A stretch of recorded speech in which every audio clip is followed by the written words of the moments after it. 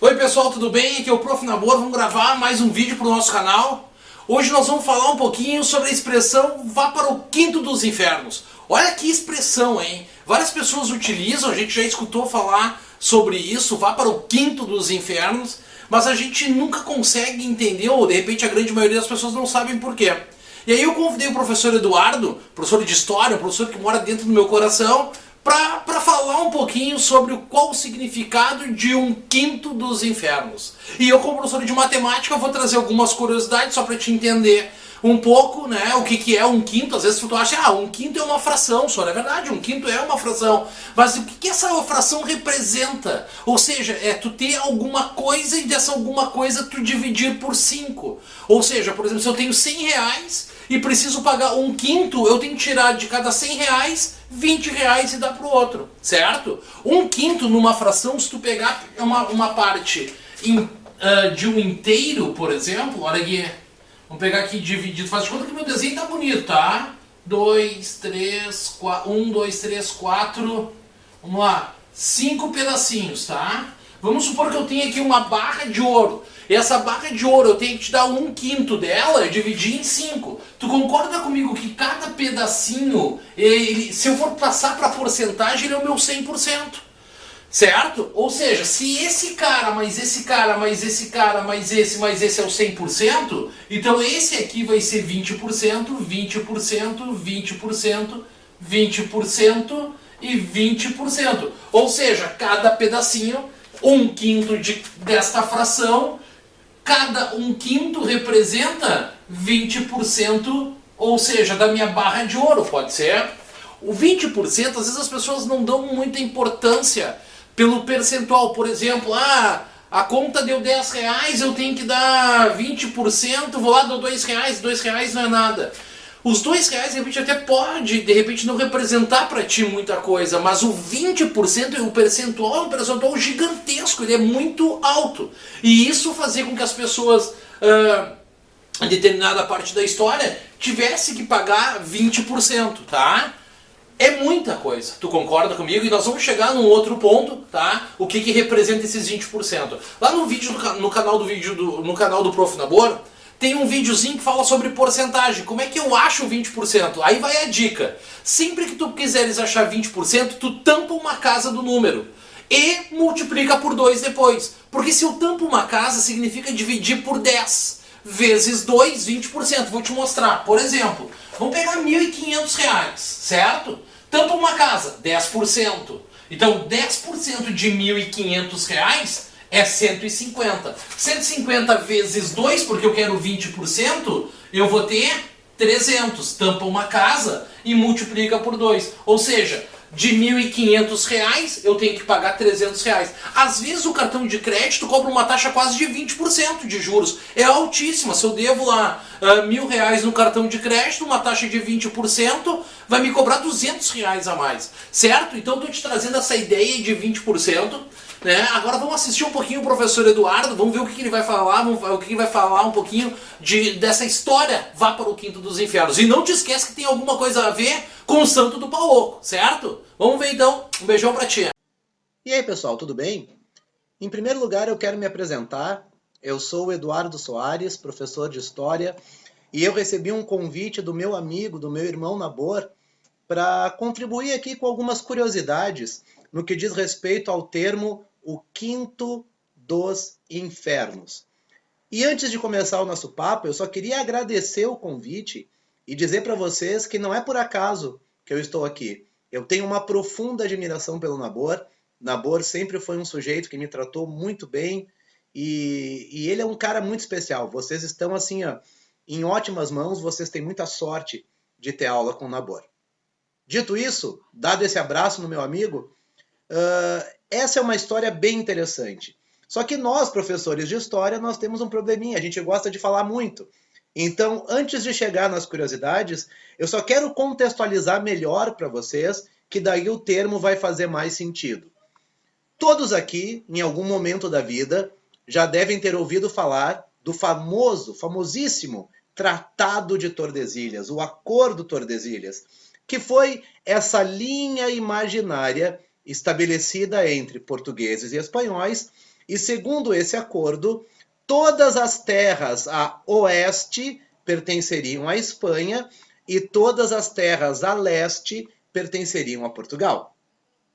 Acontece que tem um detalhe importante, né, pessoal? Naquela época, a riqueza de um reino era medida na quantidade de ouro e prata que o mesmo possuía. Isso vocês já estudaram, é o mercantilismo. E dentro do mercantilismo, as formas do rei ganhar dinheiro, entre elas o metalismo. Metalismo era, basicamente, quanto mais ouro e prata, melhor. Então, lá em 1500, quando os portugueses chegaram aqui no Brasil, mais precisamente aqui na Bahia, em Porto Seguro, eles não vieram para cá para encontrar os índios, para fazer uma festa com os índios, pelo contrário, eles vieram para cá em busca de ouro e prata, porque a riqueza de um reino, repito, era medida pela quantidade de ouro e prata que o mesmo possuía. Só que, para surpresa de Portugal, eles não encontraram. E isso foi uma grande decepção. Eles tanto não encontraram ouro e prata que eles tiveram que se virar com as riquezas que já estavam aqui, o pau-brasil e logo depois o açúcar. Isso de 1500 até mais ou menos 1700. Portanto, séculos 17 e 18. Só que Portugal, pessoal, nunca na vida respeitou Tordesilhas, pelo contrário. Os portugueses o tempo inteiro tentaram dar um jeito de burlar o acordo. E se vocês pararem para pensar, os espanhóis estavam muito mais preocupados com as suas minas de prata aqui no Pacífico do que com o interior do Brasil, que era um território fechado, era um território isolado, de mata fechada. E os portugueses, que já estavam aqui com a cultura do açúcar, com os engenhos e tudo mais, a escravidão a pleno vapor, muitos escravos negros e indígenas fugiam para o interior do território, fugiam para essas matas fechadas.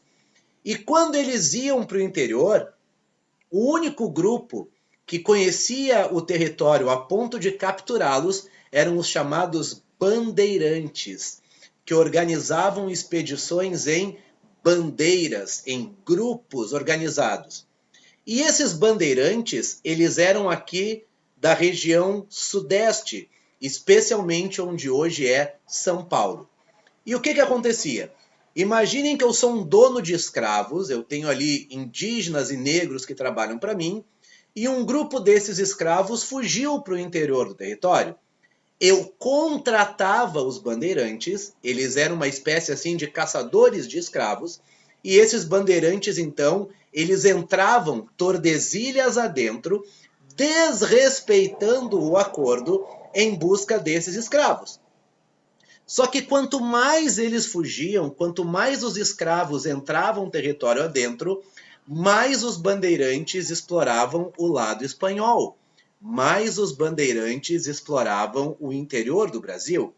E aí, bem no finalzinho do século XVII e comecinho do século XVIII, por volta ali de 1680 até 1700, os bandeirantes paulistas fizeram uma importante descoberta: o ouro. Aquele ouro que lá em 1500 eles não encontraram, aqui mais ou menos em 1680, pela primeira vez eles descobriram. E esses bandeirantes paulistas, então, eles passaram a ter uma atividade que era infinitamente mais lucrativa, que era a busca pelo ouro, a mineração do ouro. Mas imaginem vocês que de uma hora para outra, aqueles caçadores de escravos fugitivos começaram a ficar muito ricos, começaram a esbanjar uma vida muito luxuosa. A notícia correu. Ou seja, do outro lado do oceano, lá na Europa, começou a circular um boato de que, opa, tem ouro no Brasil, os bandeirantes descobriram ouro no Brasil. E aí, de uma hora para outra, pessoas do mundo inteiro começaram a chegar aqui no Sudeste, mais especificamente em Minas Gerais, que recebe esse nome justamente porque era a região das minas de ouro. E a coisa foi tão forte, esse fluxo de pessoas a Minas Gerais foi tão intenso que o governo português se viu obrigado a mudar a sua capital de lugar, porque antes a capital era Salvador, porque ficava perto dos engenhos de açúcar. A capital agora vai ser o Rio de Janeiro, para justamente ficar próximo das minas. Só que os bandeirantes paulistas, eles se achavam assim, puxa vida, fomos nós que descobrimos. Então o ouro é nosso. E os estrangeiros que estavam chegando pensavam a mesma coisa. Opa, esse ouro é de quem encontrar, não é só de vocês. Bandeirantes paulistas e esses estrangeiros, nessa época, bem no comecinho do século XVIII, eles chegaram a entrar em guerra por causa do ouro.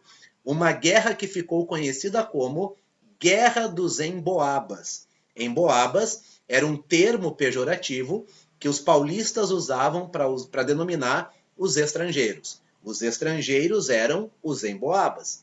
Então, a coisa foi tão louca e tão intensa que de uma hora para outra, pessoas do mundo inteiro vieram para Minas Gerais. Os paulistas, os bandeirantes, se achavam no direito de só eles explorarem o ouro, até o ponto que veio a Guerra dos Emboabas, todo mundo entrou em guerra, e aí Portugal se deu conta de algo muito importante.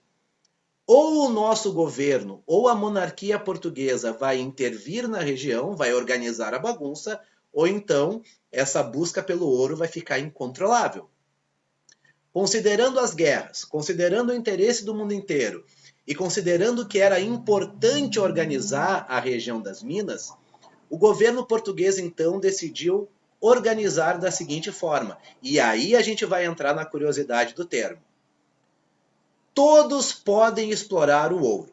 Ou seja, o governo português não deixou apenas os portugueses. Aliás, os bandeirantes paulistas perderam a Guerra dos Emboabas.